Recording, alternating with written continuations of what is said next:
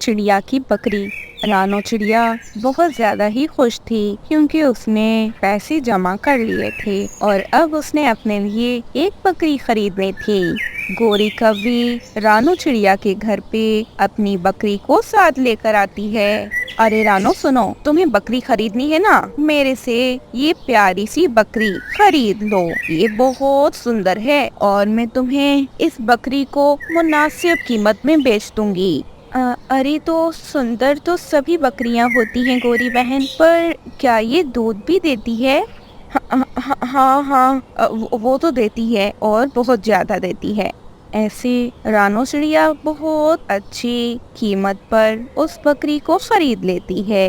गोरी कभी कभी ऐसे रानो को पागल बनाया करती थी जैसे वो अब बना रही थी। बेचारी रानो ने बकरी खरीद ली, वो भी बहुत ज्यादा ही अच्छे दाम में। अब गोरी खुशी खुशी अपने घर चली गई।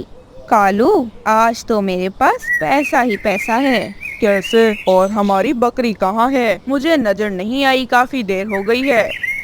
अरे वह बकरी हमारे तो किसी काम की नहीं थी क्योंकि वह बस खाना ही खाती थी और दूध तो देती नहीं थी। और वह बकरी मैंने रानो चिड़िया को बेच दी है और वह भी बहुत अच्छे दाम में। मैंने बहुत अच्छा सौदा किया है। रानो चिड़िया को तो चूना लग गया। ऐसा ना हो कि रानो चिड़िया उस बकरी को वापस कर जाए और तुमसे पैसे ले जाए। हाँ, ऐसा कभी नहीं होगा। तुम जानते ही नहीं हो गोरी को। दूसरी ओर रानो चिड़िया को ये भी पता चल गया था कि वह बकरी तो दूध नहीं देती, इसीलिए रानो चिड़िया बकरी लिए गोरी कौवी के घर पहुंच जाती है। पकड़ो पकड़ो अपनी बकरी, मुझे नहीं चाहिए, प्लीज मेरे पैसे वापस करो। तुम झूठी हो, तुमने झूठ बोलकर मुझे ये बकरी बेच दी। मेरे पास अब पैसे नहीं हैं कि मैं नई बकरी खरीदूं। चुप करके यहाँ से चली जाओ वरना तुम जिंदा नहीं जा पाओगी। जानती नहीं हो मुझे, मेरा नाम गोरी कवि है और गोरी तुम जैसे पक्षियों को सीधा करना अच्छे से जानती है और अगर मेरे सामने ज्यादा टटर की ना तो तुम्हें जान से मार दूंगी। गोरी कवि रानू को खूब बातें सुनाती है और फिर रानू को अपने घर से भगा देती है। रानू चिड़िया उस बकरी को लिए वापस अपने घर आ जाती है। अरे मुझसे बहुत बड़ी गलती हो गई जो मैंने गोरी की बातों में आकर उससे बकरी खरीद ली। माँ, इस बकरी का क्या दोष है? अब तक तो आप इसके लिए चारा भी नहीं लाई। आप इसके लिए चारा तो ले आए, ये बेचारी भूखी होगी। अरे हाँ बेटा, मैं तो ये भूल ही गई थी। चाहे कुछ भी हो, मैं इस बकरी का बहुत ध्यान रखूंगी। बस फिर ऐसे रानो चिड़िया उस बकरी को चारा लाकर देती है।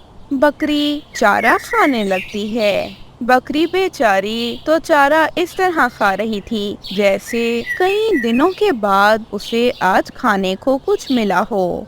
मम्मा, मुझे लगता है कि ये बकरी इसीलिए दूध नहीं देती कि गोरी आंटी इसको खाने को भोजन बहुत कम देती होंगी। देखिए ना, ये बेचारी कितनी भूखी है। हाँ हाँ हाँ, मैं भूखी हूँ, ये सच है। मुझे मुझे बहुत बहुत कम खाना मिलता था। ऐसे ऐसे ही वो कभी मुझे मारती हुई थी, खाना भी नहीं देती थी। वो मुझ पे बहुत अत्याचार करती थी चिड़िया। ऐसा कहते हुए अब गोरी की बकरी तो रोने लगी। रानो चिड़िया उसे देखकर परेशान हो गई। अब रानो को इस बात की खुशी होने लगी कि उसने इस बकरी को खरीद लिया और ये बकरी गोरी का मजीद अत्याचार नहीं सहेगी। उस दिन के बाद रानो चिड़िया ने उस बकरी का बहुत अच्छे से ध्यान रखा। ऐसे अब कुछ दिनों के बाद बकरी दूध देना शुरू कर देती है। अब तो रानो चिड़िया बहुत खुश थी क्योंकि वह बकरी बहुत ज्यादा दूध देती थी। अब जंगल में रानो चिड़िया दूध बेचना शुरू करती है। ऐसे सभी पक्षी उसी से खरीदते थे दूध और दिन ब दिन रानो के पास बहुत पैसा हो गया और ये बात कौवों तक भी जा पहुंची। कौवे तो जल रहे थे।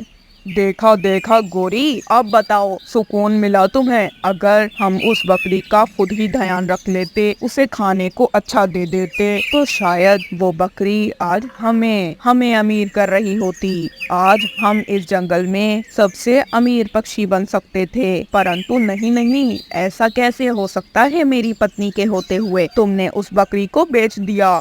हाँ, सारा कसूर मेरा है। तुम तो बहुत अच्छे हो ना, तुम रख लेते ध्यान, मुझसे नहीं रखा गया तो। खुद तो तुमसे कुछ किया नहीं जाता और इल्जाम मुझ पे लगा देते हो। बहुत बड़ी गलती हो गई जो चिड़िया को अपनी बकरी बेच दी। जाती हूँ चिड़िया के पास, उससे वो बकरी छीन कर आती हूँ। गोरी गुस्से में अपने घर से निकल गई और रानू चिड़िया के पास पहुँच गई। अरे गोरी बहन, क्या आप दूध लेने आई हैं?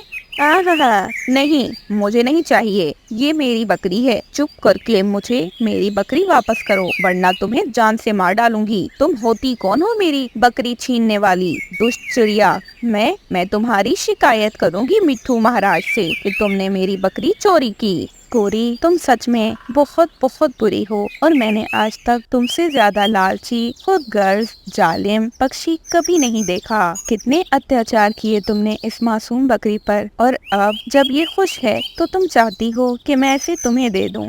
बस फिर क्या था। फिर गोरी मिट्ठू महाराज के पास जाती है। चिड़िया भी अपनी बकरी के साथ मिट्ठू महाराज के पास आती है। बकरी खुद मिट्ठू महाराज से कहती है कि उसे रानू के साथ रहना है। ऐसे अब गोरी कुछ नहीं कर सकती। रानू कुछ ही दिनों में बहुत सी और बकरियां भी खरीद लेती है। ऐसे अब वह बकरी बहुत खुश थी और रानू चिड़िया भी अब बहुत खुश थी। कालू और गोरी कुछ नहीं कर सके और हमेशा जलते रहे। रानू चिड़िया के पास एक बकरी थी। रानू उस बकरी का दूध निकाल कर बेचा करती थी, बस उसी से उसका घर चल रहा था।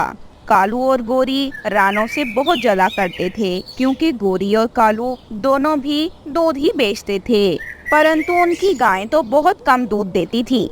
हमारी गायें उसकी बकरी, परंतु फिर भी दूध उसकी बकरी का ही बिकता है। हाँ, हम ऐसा करते हैं कि इसकी बकरी को मारने का कोई तरीका सोचते हैं। गोरी और कालू अपनी गाय को अच्छे से चारा भी नहीं देते थे, और तो और गोरी बेचारी गाय को बहुत जोर जोर से मारा भी करती थी। दूसरी ओर रानू चिड़िया अपनी बकरी का बहुत ध्यान रखती, उसे कभी भूखा नहीं रखती और कभी भी उसे नहीं मारती थी। चिड़िया की बकरी भी उससे बहुत खुश थी। ये कितनी अच्छी चिड़िया है, मेरा कितना ध्यान रखती है, मुझे समय से भोजन देती है, मुझे समय से पानी देती है, सारा दिन मेरा ही ख्याल रखती है। मैं बहुत खुश नसीब हूँ जो मैं इस चिड़िया के घर पर हूँ। दूसरी ओर गाय तो बहुत दुखी थी।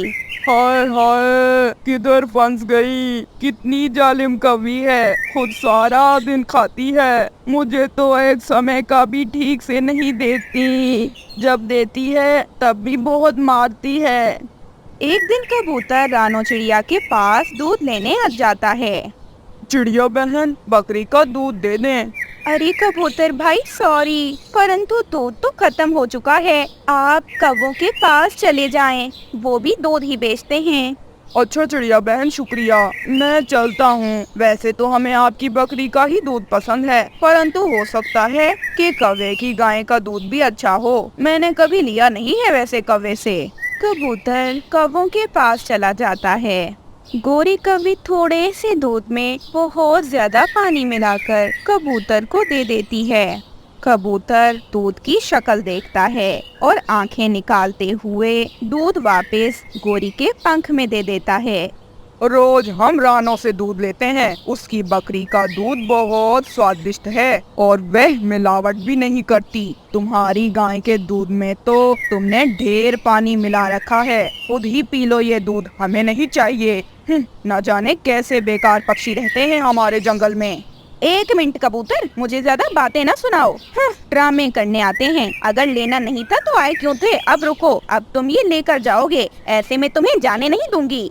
परंतु कबूतर वहाँ से गुस्से में चला जाता है।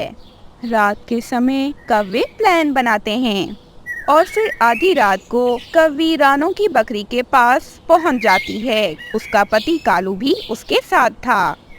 कालू कालू जल्दी करो, इस बकरी को हम यहाँ से ले जाते हैं। इसको मारने का तो कोई फायदा नहीं, या हम इसको मार दें या इसे बेच दें। अगर हम इसे बेचेंगे तो खूब पैसा मिलेगा। बकरी ये बातें सुनकर बहुत घबरा गई। नहीं, ऐसा न करना, माफ कर दे, मेरा क्या दोष, मुझ मासूम जानवर पर इतना बड़ा जुल्म न करे, मुझे न मारना और प्लीज मुझे कहीं न बेचना। रानो चिड़िया बहुत अच्छी है, मैं उसे छोड़कर नहीं जाना चाहती, मैं हमेशा उसके घर ही रहना चाहती हूँ, प्लीज मुझे ना लेकर जाएं। चुप कर चुप, गोरी इस बकरी की तो बहुत जबान चलती है, देख नहीं रही कैसे टर टर कर रही है। मैं कमजोर हूँ, प्लीज प्लीज मुझे माफ कर दे, मेरा कोई दोष नहीं, माफ कर दे मुझे। रात के समय अच्छी परी कौवों को बकरी को लेकर जाते हुए देख लेती है और कौवों की सारी बातें भी सुन लेती है। अच्छी परी बकरी को एक बड़ी गाय में तब्दील कर देती है, जो कि कौवों को मार मार कर उनकी हड्डी पसली कर देती है। कौवे बहुत चिल्लाते हैं, अरे हमें छोड़ दो हमें, हम दोबारा नहीं करेंगे। अरे अरे हमें माफ कर दो, गोरी माफी मांगो ना इस बकरी से। कालू अब ये बकरी कहाँ है, ये तो कोई गाय है, माफ कर दो बकरी गाय जी, बहुत गलती हुई, बहुत बड़ी गलती हुई, जो हमने तुम्हें परेशान किया, हमें माफ कर दो। अच्छी परी फौरन ये सब रोक देती है। बकरी जो कि गाय बन चुकी थी, अब पहले की तरह दोबारा बकरी ही बन जाती है। फिर अच्छी परी कौवों से कहती है, दुष्ट कौवों, तुम चिड़िया को क्यों सताना चाह रहे थे? चिड़िया कितनी भोली है, कितनी मासूम है, कभी किसी का बुरा नहीं करती। तुम कौवे हमेशा ऐसा ही करते हो। अब मैं तुम्हें तुम्हारे किए हुए पापों की सजा दूंगी। इतनी सजा मिल तो गई है, हमें माफ कर दें परी जी, हमसे बहुत बड़ी गलती हुई, हम दोबारा कभी ऐसा नहीं करेंगे। फिर बकरी अच्छी परी से कहती है, अच्छी परी, आप रानो चिड़िया से पूछे ना, वो कौवों को क्या सजा देना चाह रही है, फिर इसको सजा दे देना। जो चिड़िया कहे वो बहुत अच्छी है, वो मेरा बहुत ख्याल रखती है। हाँ, तुमने ठीक कहा। गोरी जल्दी जाओ और चिड़िया को बुला कर लाओ। गोरी भागी भागी चिड़िया को बुलाने जाती है। चिड़िया सारी बात सुन लेती है। उसके बाद अब चिड़िया अच्छी परी से कहती है, अच्छी परी, कौवों ने बहुत गलत किया, परंतु गोरी ने कहा है कि वह दोबारा ऐसा नहीं करेंगे। मैं इन्हें माफ कर रही हूँ, आप भी इसे माफ कर दें। परंतु ये अपनी गाय का बिल्कुल ख्याल नहीं रखती। इसकी गाय की रोने की आवाजें तो पूरे जंगल में आ रही होती हैं। आप इसे समझा दें कि जानवरों के साथ बुरा व्यवहार नहीं रखते। मैं समझ गया हूँ, अच्छी परी मत समझाना, हम समझ गए। गोरी तुम समझ गई ना, अब तुम कभी नहीं मारना गाय को। हाँ, मैं समझ गई हूँ। अब मैं कभी भी अपनी गाय को नहीं मारूंगी, बल्कि उसे 3 समय का खाना दूंगी और तो और दिन रात उसका ख्याल रखूंगी। मुझे माफ कर दें। बस फिर क्या था, फिर सब कौवों को माफ कर देते हैं और कौवे वहाँ से भाग जाते हैं। गुड़िया शहर से पढ़ाई करके अपने घर आई थी। गुड़िया को अपने जंगल में नौकरी नहीं मिल रही थी, वो बहुत परेशान थी। माँ, मैं बहुत परेशान हूँ, मुझे तो जंगल में कोई नौकरी मिल ही नहीं रही, मुझे तो राजा जी ने भी कोई काम नहीं दिया। अरे परेशान न हो बेटी, तुझे मिल जाएगी बहुत अच्छी नौकरी। ऐसे फिर एक दिन गुड़िया नदी पे जाती है। वहाँ गोरी कभी भी बैठी थी। और चिड़िया की बेटी, तुझे अब तक जॉब नहीं मिली क्या? हाँ, तू तो इतना समय पढ़ कर आई है शहर से। जी नहीं मिली जॉब मुझे, बट बहुत जल्द मिल जाएगी, बस आपकी दुआएं चाहिए। हाँ, अपनी माँ से बोल तेरी शादी कर दे, वैसे भी तुझे पढ़ा लिखा कर करेगी क्या? इतना पढ़ा लिखा तो लिया है, परंतु देख, तू तो 4 पैसे कमा भी नहीं सकती, तुझे तो जंगल में कोई नौकरी भी नहीं मिली। ये आपका मसला नहीं है और आप अपने निकम्मे बेटे की शादी करें। ऐसे कुछ दिन बाद ही गुड़िया से मिलने उसकी सहेली आती है। वह गुड़िया से कहती है, अरे गुड़िया, क्या तुम्हारे जंगल में पिज्जा नहीं मिलता? मुझे तो पिज्जा बहुत पसंद है। तुम्हें याद है ना कि हम शहर में कैसे रोज रोज पिज्जा खाते थे, कितना स्वादिष्ट है वो। हाँ, मुझे तो रेसिपी भी याद है। मुझे तो वो पिज्जा बनाना भी आता है। तुम्हें पता है ना कि हमने सीखा भी था उनसे। अरे गुड़िया, तुम्हें नहीं लगता कि तुम्हें पिज्जा शॉप खोल लेनी चाहिए? नहीं बेटा, पक्षी मजाक उड़ाएंगे कि पढ़ लिख कर अब पिज्जा बेच रही है। ऐसे गंदे मशवरे ना दो जिससे मेरी बेटी की बेइज्जती हो। ऐसे गुड़िया की दोस्त फिर चली जाती है। उसकी माँ ने तो बिल्कुल मना कर दिया था, परंतु गुड़िया अब सोच रही थी कि क्यों ना वो पिज्जा बनाकर बेचना शुरू कर दे। ऐसे गुड़िया अपनी माँ को राजी करती है और पिज्जा बेचने लगती है। पक्षियों को तो उसका पिज्जा बहुत पसंद आ रहा था, परंतु काफी पक्षियों से रानो और गुड़िया ताने सुन रही थी। बहुत से पक्षी उन पर हंस रहे थे कि वह पढ़ लिख कर पिज्जा बेच रही है। रानो, तुमने सारी जिंदगी जिस छोटी पिद्दी को पालने में जाया कर दी, वे आज पिज्जा बेच रही है। देखा कितनी बेइज्जती कराई है तुम्हारी इसने। इससे अच्छा तो मेरा बेटा जग्गू है। भले ही कोई काम नहीं करता, लेकिन कोई छोटा मोटा काम करके मेरी और कालू की बेइज्जती तो नहीं करवा रहा। हाँ, कोई काम भी छोटा या बड़ा नहीं होता है गौरी। और जब मेरी बेटी को जॉब मिल गई तो वो जॉब कर लेगी, और जब गुड़िया जॉब करेगी ना तो फिर मैं पिज्जा बेचा करूँगी। सच में तुम्हारी बेटी ने तो तुम्हारा भी दिमाग खराब कर दिया है। तुम भी अब पिज्जा बेचना चाह रही हो। ऐसे काफी दिन बीत जाते हैं। काफी दिनों बाद सब पक्षी हैरान थे। गुड़िया ने अपना नया घर भी खरीद लिया था और पिज्जा बेच बेच कर उसने अपने लिए एक गाड़ी भी खरीद ली थी। जंगल के दूसरे पक्षियों के पास तो गाड़ी नहीं थी। एक दिन गौरी कवि का बेटा गुड़िया के पास आता है। बहन गुड़िया, मुझे काम की जरूरत है। क्या आप मुझे काम दे सकती हैं? जी, क्यों नहीं, आप मेरे साथ काम कर सकते हैं, परंतु आपकी माँ को अच्छा नहीं लगेगा। मैं नहीं चाहती कि गौरी आंटी मेरी माँ के पास जाकर मेरे बारे में कुछ कहें। वैसे भी वो हमेशा ही मुझे बुरा भला कहती हैं, हर बात पे ही हमारा मजाक उड़ाती हैं। गुड़िया दीदी कुछ भी नहीं कहेंगी माँ, आप प्लीज मुझे काम दे दें। मुझे बहुत जरूरत है काम की। घर में बिल्कुल भी पैसे नहीं हैं, राशन भी खत्म हो गया है। हमने बहुत मुश्किल समय गुजारा है। मुझे काम चाहिए। आप भले मुझे कम सैलरी देना, परंतु प्लीज मुझे काम करने दें। अच्छा ठीक है जग्गू, तुम मेरे भाई जैसे हो, तुम मेरे साथ काम कर सकते हो। मैं तुम्हें बहुत अच्छी सैलरी दूंगी। ऐसे जग्गू कौवा भी अब गुड़िया के साथ काम करने लगा। समय गुजरता रहा और समय के साथ साथ गुड़िया ने एक बहुत बड़ा रेस्टोरेंट खोल लिया। उस रेस्टोरेंट पर बहुत से पक्षी काम करते थे। गुड़िया भी अब बहुत खुश थी, क्योंकि अब पक्षी रानू को ताने नहीं मारते थे। अब पक्षी गुड़िया को अप्रिशिएट करते थे, क्योंकि गुड़िया जैसी जंगल में कोई दूसरी नहीं थी।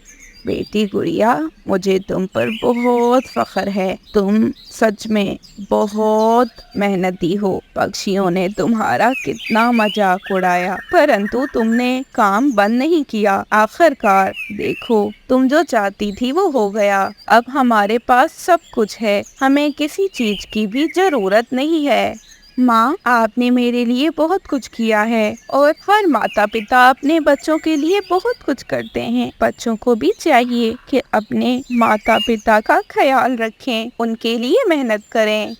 दूसरी ओर जग्गू कौवे ने तो अब शादी भी कर ली थी, और वो अब तक गुड़िया के रेस्टोरेंट पर काम कर रहा था। अब तो रानो और गौरी की बहुत अच्छी दोस्ती भी हो गई थी। गौरी अपने पुराने बर्ताव के बारे में जब सोचती उसे बुरा लगता, परंतु रानो ने उसे माफ कर दिया था और गुड़िया ने भी उसे माफ कर दिया था।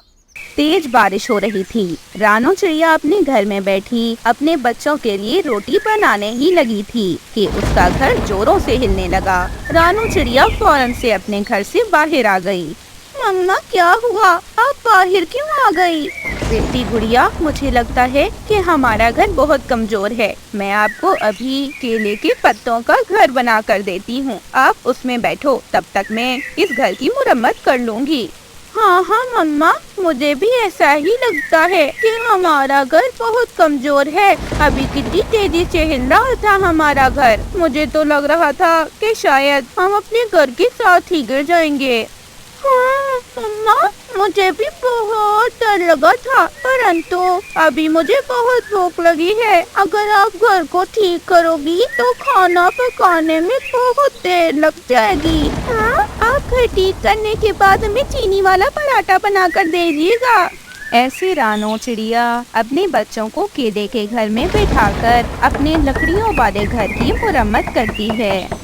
रानो चिड़िया घर की मुरम्मत कर लेती है और फिर उसके बाद सब अपने घर में आ जाते हैं। रानो चिड़िया चीनी वाला पराठा बनाना शुरू करती है। इधर रानो चिड़िया चीनी का पराठा बना रही थी और गोरी कौवी अपने घर में भूखी बैठी थी। अरे कालू, चलो रानो से कुछ मांग कर आते हैं, बहुत भूख लगी है। रानो ने कुछ न कुछ तो बनाया ही होगा। जब कालू और गोरी रानो के घर आते हैं तो रानो चिड़िया ने अपने बच्चों को चीनी के पराठे दिए थे। अरे वाह रानो, तुम तो आज अपने बच्चों को चीनी के पराठे खिला रही हो। मुझे भी 2 पराठे पका कर दे दो, एक मैं खाऊंगी और एक मेरा कालू जी। रानो के पास अब आटा खत्म हो चुका था, इसीलिए वह अपनी रोटी आधी कर लेती है और कौवी को देती है। आधी रोटी देखकर तो गोरी का मुंह ही बन जाता है। तौबा तौबा चिड़िया, कितनी लंबी चोंच है तेरी। सारा चीनी का पराठा तो तू खुद ही खा गई। मुझे तो ये इतना थोड़ा सा टुकड़ा दे रही है। मुझे नहीं चाहिए आधी रोटी, इससे तो मेरा पेट भी नहीं भरेगा। मेरा पेट बहुत बड़ा है। कालू भी बोल पड़ता है। पेट के साथ साथ गोरी की जबान भी बहुत बड़ी है।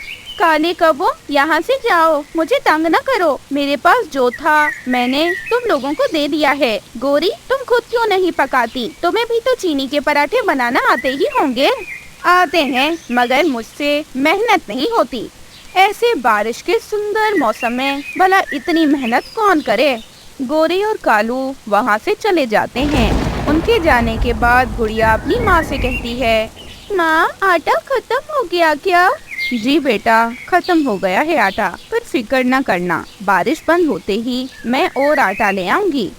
ऐसे सुबह सवेरे जब बारिश हल्की थी तो रानो अपने घर से बाहर निकलती है और बाजार से आटा ले आती है। अब अगले दिन भी बारिश बहुत तेज थी। आज रानो ने चाय पकोड़ा बना लिया था और साथ में उसने अपने बच्चों के लिए फिर से चीनी वाले पराठे ही बनाए थे। गोरी भी अपने घर में बैठी थी, उसे तो पकोड़ों की खुशबू आ रही थी। कालू, बहुत भूख लगी है, अब और नहीं सहा जाता। मुझे बार बार अपनी बेइज्जती करवाने का शौक नहीं है। तुम ही जाओ और कहीं से बंदोबस्त करके आओ, मैं नहीं जाऊंगा। सूखे दाने पड़े हैं, मैंने चुराए थे, अब तुम वो खा लो। खुशबू तो कबूतर और तोते के घर भी पहुंच जाती है। वे भी पकोड़ों की खुशबू के पीछे रानो के घर पहुंच जाते हैं। कबूतर ने अपने घर पर कड़ी का सालन बनाया था और तोते ने गाजर का हलवा। वे दोनों अपने अपने घर से गाजर का हलवा और कड़ी का सालन लेकर रानो के घर पहुंच जाते हैं। अरे चिड़िया बहन, हमने कड़ी का सालन बनाया था, मैं साथ ही ले आया हूँ, परंतु घर पर पराठा नहीं था और ना ही पकोड़े। अरे हाँ, हमने भी आज गाजर का हलवा बनाया था, बहुत स्वादिष्ट है ये। ऐसे वे सब मिलकर खाना खाने लगते हैं। रानो ने सादे पराठे भी बनाए थे, जो कि रानो सबके सामने रख देती है और सब कड़ी बड़े शौक से खाते हैं। वो खा ही रहे थे कि दरवाजे पर दस्तक होती है। कबूतर दरवाजा खोलता है। सामने गोरी कौवी खड़ी थी। कबूतर, तुम क्या कर रहे हो मेरी बहन के घर? कहीं तुम भी पकोड़ों की वजह से तो नहीं आए इधर? और हाँ, अगर तुम पकोड़ों के लिए आए हो ना, तो याद रखना, ठक्की देकर निकालूंगी तुम्हें मैं यहाँ से, क्योंकि मैं भी यहाँ पकोड़ों के लिए ही आई हूँ और पकोड़े सिर्फ और सिर्फ मैं खाऊंगी। कबूतर फौरन दरवाजा ही बंद कर देता है। सभी पक्षी गोरी पर हंसने लगते हैं। गोरी खिड़की के बाहर आ जाती है। रानो बहन, बहुत भूख लगी है, प्लीज पकोड़े मुझे भी दो ना। रानू चिड़िया कुछ पकोड़े गोरी कवि को दे देती है। गोरी कवि पकोड़े फौरन से खा जाती है और फिर मजीद पकोड़े मांगने लगती है। अरे क्या मैं आपको सारे पकोड़े ही दे दूं? जाओ और अपने घर पकोड़े बनाकर खाओ। परंतु गोरी कब मानने वाली थी, वह नहीं जाती। वह तो दरवाजे पर ही खड़ी रहती है और रानू से पकोड़े मांगती रहती है। फिर क्या था, फिर रानू अपने घर का दरवाजा खोलती है और गोरी को भी अंदर बुलाती है। कुछ ही देर में कालू भी आ जाता है और कालू भी सभी के साथ मिलकर वह सब कुछ खाने लगता है। परंतु गोरी की स्पीड इतनी ज्यादा थी कि रानू के पकोड़े तो 2 मिनट में ही खत्म हो जाते हैं। उसके बाद गोरी कबूतर की कड़ी और तोते के लाए हुए गाजर के हलवे पर पंख साफ करती है। कालू भी ऐसे खा रहा था जैसे उसने कई दिन से कुछ खाया ही ना हो। सब खाते हैं। उसके बाद कबूतर और तोता गोरी और कालू पर हंसने लगते हैं। अरे तुम दोनों बहुत फनी हो। नहीं तो कुछ नहीं, परंतु खा तो गया सारा का सारा। मुझे यकीन नहीं हो रहा, इतना सारा खाना था और अब तो सबका सब खत्म। वाह गोरी, तुम्हें तो सच में बहुत भूख लगती है। तोते की बात सुनकर कबूतर भी बोल पड़ता है। हाँ, सही कह रहा है मेरा तोता भाई। हमारी बहन और हमारा भाई दोनों ही बहुत भूखे हुए पड़े हैं, इसीलिए तो सब खा गए। परंतु आप सबको दावत है, 2 दिन बाद हम सब मेरे घर पर खिचड़ी बनाकर खाएंगे। खिचड़ी हमारी अनो बनाएगी और सामान सारा मैं, तोता और कालू मिलकर इकट्ठा करेंगे। ठीक है ना कालू? ऐसा ना हो कि तुम हमारी मदद ही ना करवाओ। ओह, करवाऊंगा मदद। गोरी चलो घर चलते हैं।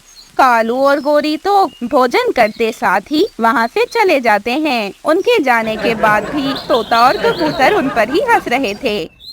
तो दोस्तों, कैसी लगी आपको हमारी आज की कहानी? हमें कमेंट करके जरूर बताएं। और हाँ, अगर कहानी अच्छी लगी है तो वीडियो को लाइक कर दें और चैनल को सब्सक्राइब करना बिल्कुल ना भूलिएगा। आपका बहुत बहुत धन्यवाद। Love marriage.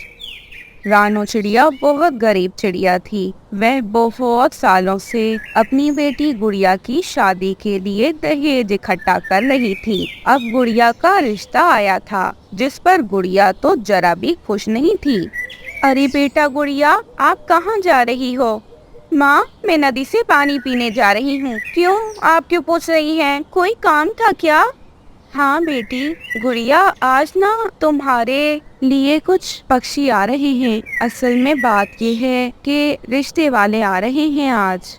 नहीं माँ, मुझे शादी नहीं करनी और पहले मैं नदी से पानी पी आऊं। मुझे बहुत प्यास लगी है, फिर आकर देख लूंगी। वैसे भी अभी तो मैं बहुत छोटी हूँ। आपको भी क्या जरूरत है, रोज कोई ना कोई बुला ही लेती हैं आप। बेटी बहस न किया कर, मैं तेरे लिए भला ही सोचूंगी। मैं जो करती हूँ हमेशा तेरे ही भले के लिए ही तो करती हूँ। क्या पता मैं कब इस दुनिया से चली जाऊँ, मेरे बाद तेरा ख्याल कौन रखेगा? मम्मा, आपकी बातों का बाद में जवाब दे दूंगी, फिलहाल मैं जा रही हूँ। ऐसे गुड़िया चली जाती है। नदी पर उसकी सहेली लाडली उस चिड़े के साथ बैठी थी जिसे गुड़िया पसंद करती थी। उस चिड़े का नाम था मानो चिड़ा। मानो चिड़ा बहुत ज्यादा अमीर होने का दावा करता था। गुड़िया उससे बहुत प्रेम करती थी और वह उसी से शादी करना चाहती थी। मानो, आज रिश्ते वाले मेरे घर आ गए हैं। कल तो मुझे कोई ब्याह कर भी चला जाएगा, परंतु तुम कुछ न करना, तुम बस बैठकर तमाशा देखना। अरे गुड़िया, तुम फिक्र न करो, मैं अपनी माँ को मना रहा हूँ ना। तुम इनकार कर दो शादी से। वैसे भी अगर तुम इनकार कर दो तो इसमें कौन सा बड़ी बात है। मैंने भी तो तुम्हारे लिए अब तक किसी दूसरी चिड़िया से शादी नहीं की, मैं तो तुमसे ही शादी करूँगा। अगर इसमें बड़ी बात नहीं तो कोई छोटी बात भी नहीं है। मेरी माँ बहुत नाराज हो गई है मुझसे, और तुम्हें तो पता है ना कि मेरी माँ कितना परेशान होती है मेरे लिए। उसे 24 घंटे यही ख्याल रहता है कि बस मेरी शादी कर दे और सुकून से मर सके।